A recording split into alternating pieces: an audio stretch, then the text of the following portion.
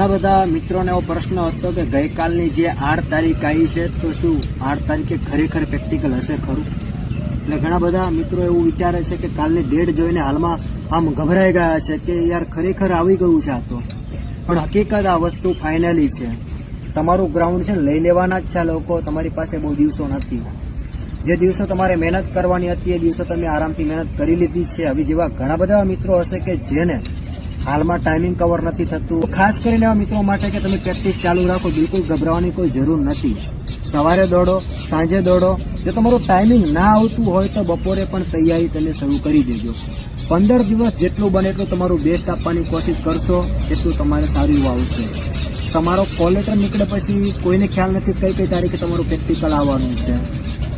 એટલે ખાસ કરીને તમે હાલમાં પ્રેક્ટિસ પર ધ્યાન આપો.